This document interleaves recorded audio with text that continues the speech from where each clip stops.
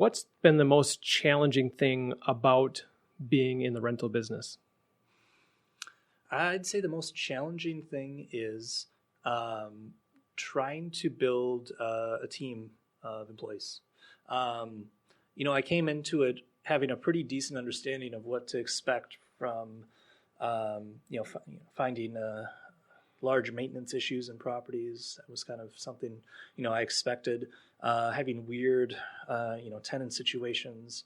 That's something that you hear about and you're kind of prepared for. But the unforeseen one that I didn't really anticipate was the interpersonal things that can happen when you're hiring multiple people and having people work together for you. That whole HR component wasn't really on my radar at first. So that's been challenging for me because in the past, I haven't really been in leadership roles in any of my positions where I'm managing people and having to deal with that kind of stuff.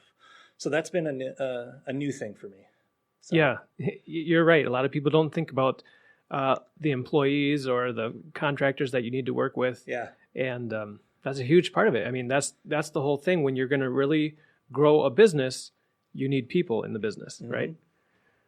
So any tips or strategies you've learned and been able to implement to kind of make that process go smoother? Yeah, I think now that I've got a few hires under my belt, something that I've learned is to not just focus on the hard and technical skills when you're interviewing somebody, but to also focus on their philosophies and morals and make sure that they're aligned with you. Because it doesn't really matter if they're really great technically at the job. If they have some sort of misalignment with you philosophically, that might not be obvious right off the bat, but 3-6 months down the road, it might become clear that they just are on a different page in some respect. So they might have different goals. They might be the type who wants to help you drive revenue and increase the value of your asset, but they're doing it in a way that's taking shortcuts or not treating people properly.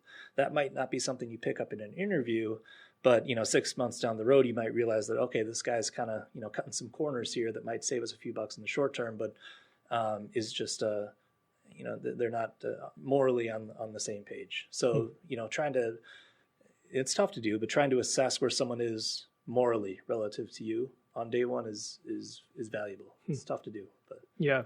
So I'm just going to add in a question there. Are you a moral person?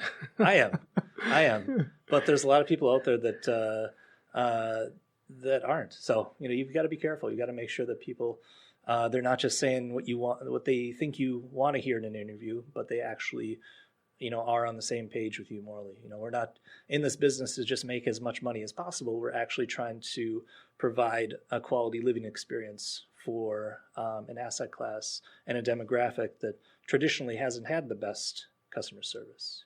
Usually the properties that we're getting, owners typically do the bare minimum to not lose money, and that's about it. They're just trying to keep the car on the road. They're not really trying to provide a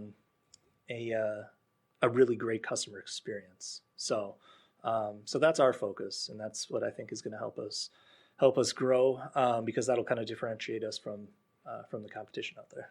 Want to hear more on this topic? Click the link below for the full episode of Maximizing Your Property Value.